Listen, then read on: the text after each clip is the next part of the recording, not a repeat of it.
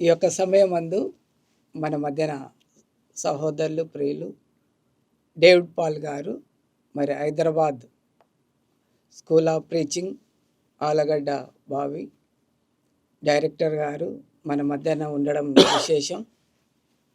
వారు ఎన్నో సుదీర్ఘ ప్రయాణాలు చేస్తూ పరిచర్యలో కొనసాగుతూ అనేక సంవత్సరాల నుండి మరి బైబిల్ యొక్క ఆలోచన జ్ఞానమును ప్రదర్శింపజేస్తూ అందరికీ సత్యాన్ని సంపూర్ణంగా తెలియపరచడం అనేది విధానం గొప్పది.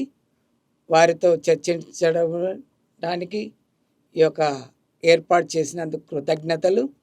ఈ సమయం మందు పాస్టర్ పగిడాల ప్రవీణ్ గారి యొక్క మరణం యొక్క పాస్టర్స్ గారి యొక్క అభిప్రాయం ఏమిటో మనం సహోదరులు డైరెక్టర్ గారు డేవిడ్ పాల్ గారి ద్వారా తెలుసుకుందాం. ఈ సమయం మందు మీ అభిప్రాయాన్ని తెలియపరచగలరు. సో ప్రవీణ్ పగడాల గారి హత్య, అది హత్య లేదంటే యాక్సిడెంట్ అనే విషయము తెలియదు. అయితే చాలామంది కూడా ప్రవీణ్ పగడాల గారిది హత్య అనటం అనేది చెప్తా ఉన్నారు. దాన్ని మరి నాకైతే వాస్తవంగా అది హత్య అని లేదంటే తెలియదు అది. ఎందుకంటే నేను చూడలేదు కాబట్టి నాకంత నాలెడ్జ్ లేదు దాంట్లో. అందువల్ల నేను చెప్పలేను ఆ విషయము. కాకపోతే నేను కూడా నమ్మేది ఏమిటంటే అది హత్య అని నమ్ముతున్నా. ఎలా నమ్ముతున్నంటే అతను యాక్సిడెంట్ అయినప్పుడు కాళ్ళు చేతులు ఏమీ విరగకుండా ఓన్లీ ముఖానికే దెబ్బలు తగలటము. సో అవన్నీ కూడా నేను కూడా అది హత్యని నమ్ముతున్నా. అలాగే ప్రవీణ్ పగడాల గారు నాకు మంచి స్నేహితుడు. సిద్ధాంతపరంగా నేను క్రీస్తు సంఘము, ఆయన డినామినేషన్. 2019లో ప్రవీణ్ పగడాల గారు ఒక 3 times నన్ను కలవటం జరిగింది. వాళ్ళ ఆఫీస్ కూడా ఉంది. అది software company, Secunderabad clock tower దగ్గర కోటక్ మహేంద్ర బ్యాంక్కి ఆపోజిట్లో వాళ్ళ సాఫ్ట్వేర్ కంపెనీ కూడా ఉంది. అక్కడికి నన్ను ఒకసారి పిలిస్తే కూడా వెళ్ళటం జరిగింది. ప్రవీణ్ పగడాల గారు నాకు మంచి స్నేహితుడు. ఆయన వ్యక్తిగతంగా మంచి వ్యక్తి. వ్యక్తిగతంగా అతను నాకు మంచి వ్యక్తి. కాకపోతే సిద్ధాంతపరంగా నా యొక్క సిద్ధాంతం వేరు, ఆయన యొక్క సిద్ధాంతం వేరు. సో అతనికి నేను క్రీస్తు సంఘమును గుర్చినటువంటి సత్యాన్ని కూడా చెప్పడం జరిగింది. కాకపోతే క్రీస్తు సంఘాన్ని ప్రవీణ్ పగడాల గారు యాక్సెప్ట్ చేయలేదు. దాన్ని ఆయన తృణీకరించడము జరిగింది.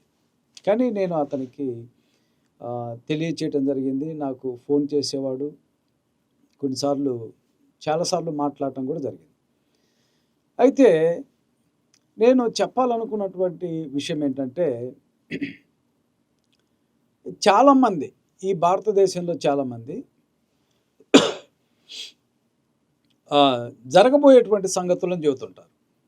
రేపేం జరగబోతుంది? ఉదాహరణకి బెల్లంపల్లి ప్రవీణ్ కుమారు ఫ్యాన్ తిరుగుతుంది, కారు వస్తుంది, కారు తిరుగుతుంది, ఫ్యాన్ తిరుగుతుంది, పువ్వు వస్తుందని ఎన్నో ప్రవచనాలు చెప్పారు. అలాగనే కల్వరి టెంపుల్ సతీష్ కుమార్కి దేవుడు తన మరణాన్ని గురించి చెప్పాడని చెప్పుకోవడం జరిగింది. సో ఇలా చాలామంది కూడా దేవుడు వారితో మాట్లాడతాడని, కలలో మాట్లాడతాడని, దర్శనాల్లో మాట్లాడతాడని చెప్పినప్పుడు దేవుడు ఎందుకు ఈ విషయాన్ని వారికి చెప్పలేదు?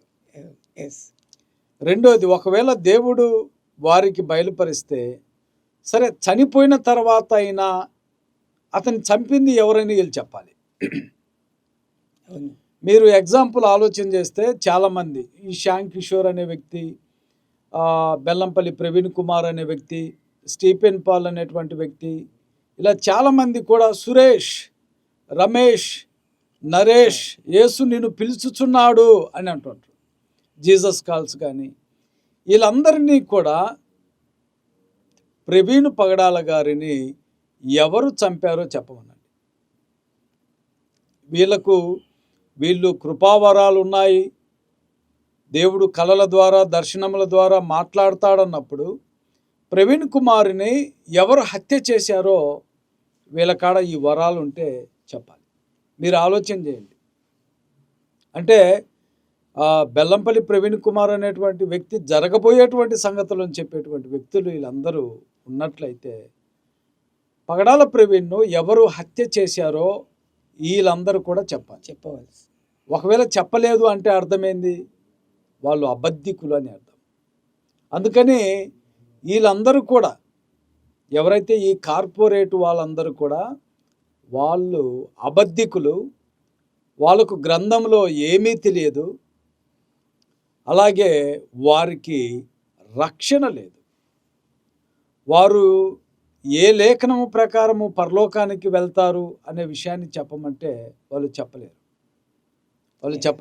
నువ్వు పరలోకం ఎలా వెళ్తావంటే ఏ లేఖన ఆధారము నువ్వు పరలోకం వెళ్తా అంటే చెప్పలేనటువంటి వాళ్ళు. గ్రంథంలో కొరింథీయులకు రాసిన మొదటి పత్రిక 2వ అధ్యాయంలో 11వ వచనంలో ఒక మనుషుని సంగతులు అతనిలోనున్న మనుషుని ఆత్మకే గాని మనుషులలో మరి ఎవనికి తెలియను, అలాగే దేవుని సంగతులు దేవుని ఆత్మకే గాని మరి ఎవనికి తెలియవు. మనుషుని ఆత్మలో ఉన్నటువంటి మనుషుని సంగతులు అతనిలోనున్న మనుషుని ఆత్మకే తెలుసు అని చెప్పారు. మరి వీళ్ళకి ఎవరికి తెలుసు? ఎవరికి తెలియదు. అంటే వీళ్ళు అబద్ధాలు చెప్పుచున్నారు అనేటువంటి విషయాన్ని మనము గమనించాలి. వీళ్ళు ఎవరైనా సరే వీళ్ళ దగ్గర కృపావరాలు, స్వస్థత వరాలు, దర్శనాలు ఉన్నాయి, దేవుడు కలలో మాట్లాడాడు, ఇవన్నీ చెప్పుకునేటువంటి వాళ్ళు ప్రవీణ్ పగడాల గారిని ఎవరు హత్య చేశారో చెప్పాలి. యాకోబు రాసిన పత్రికలో ఏమంటాడంటే 4వ అధ్యాయం 13వ వచనంలో నేడైనను రేపైనను ఒకానొక పట్టణమునకు వెళ్ళి అక్కడ 1 సంవత్సరం ఉండి వ్యాపారము చేసి లాభము సంపాదింతుము రండి అని చెప్పుకుంటూ వాళ్ళారా, రేపేమి సంభవింపునో మీకు తెలియదు, మీ జీవం ఏపాటిది, మీరు కొంతసేపు కనపడి అంతలో మాయమైపోయే ఆవిరి వంటి వారే. రేపేం సంభవించునో ఎవరికి తెలియదు. అవును, ఈ భూమి మీద ఉన్నటువంటి ఏ మనుషుడికి కూడా తెలియదు. మరి వీళ్ళు అబద్ధాలు చెబుతుంటారు. ఈ బెల్లంపల్లి ప్రవీణ్ కుమారు ఖమ్మంలో ఎయిర్పోర్ట్ కట్టబడుతుంది, వరంగల్లో ఎయిర్పోర్ట్ కట్టబడుతుంది, ఐ క్యాన్సర్ రాబోతుంది, భూమా నాగిరెడ్డి చనిపోతున్నాడు ప్రవచనం చెప్పాడు, ఫ్లైట్ క్రాష్ కాబోతుంది, ఫ్లైట్ పేలబోతుంది, హెలికాప్టర్ పేలబోతుంది. ఇవన్నీ కూడా సోదె చెప్పి అమాయక ప్రజలను మోసం చేసి కోట్ల రూపాయలు సంపాదించుకున్నారు. వీళ్ళు బ్రతకటానికి చేతగాక బైబిల్ పట్టుకొని జీవనోపాధి నిమిత్తము వీరు జీవనోపాధి నిమిత్తము అమాయక ప్రజలను మోసం చేసి అబద్ధాలు చెప్పి డబ్బు సంపాదించుకుంటున్నారు. మీరు ఆలోచించండి, గ్రంథము స్పష్టంగా తెలియచేస్తుంది, రేపు ఏమి సంభవించునో నీకు తెలియదు అనేటువంటి విషయాన్ని తెలియచేస్తుంది. తర్వాత ఈ యొక్క ప్రవీణ్ కుమార్ యొక్క మరణము ఆశ్చర్యము కాదు. ప్రవీణ్ కుమార్ గారిని చంపటము ఆశ్చర్యమేమీ కాదు. ఒకవేళ అది హత్య అయినట్లయితే చంపటము హత్యం కాదు, ఆశ్చర్యము కాదు. ఎందుకంటే క్రీస్తు ప్రభు వారిని బహిరంగంగా చంపారు. ఇప్పుడు ప్రవీణ్ గారిని హత్య చేశారంటుంది.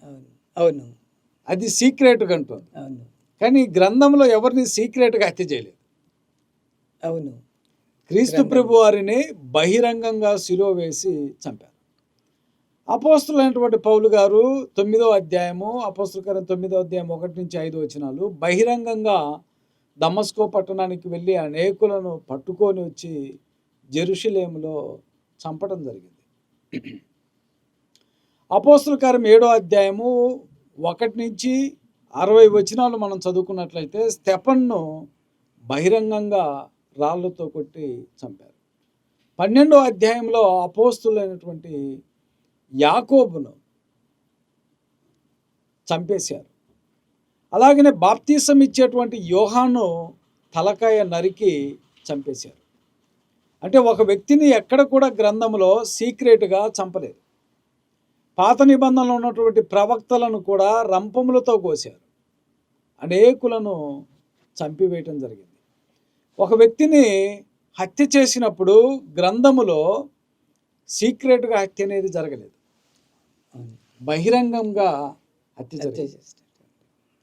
కనుక ఒక వ్యక్తి చనిపోవటము అది ఆశ్చర్యకరమైనటువంటి విషయమే కాదు.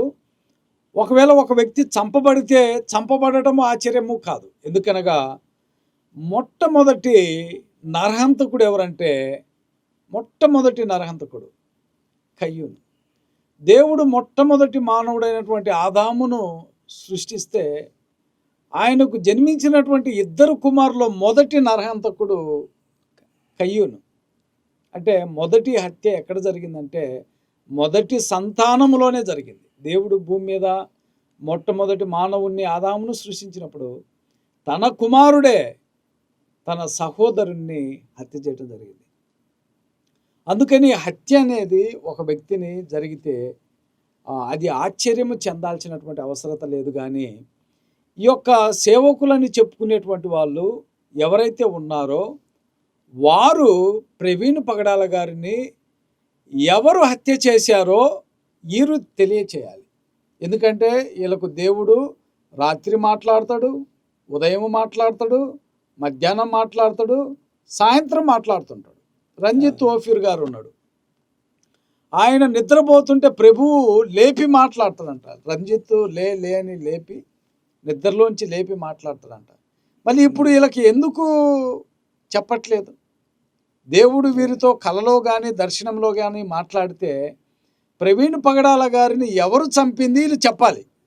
ఎస్, మళ్ళీ చెప్పలేదంటే అర్థమైంది వారి వీళ్ళతో దేవుడు మాట్లాడేదంతా కూడా అబద్ధము అనేటువంటి విషయాన్ని గుర్తుంచుకోవాలని ప్రేమపూర్వకంగా తెలియచేస్తున్నాను.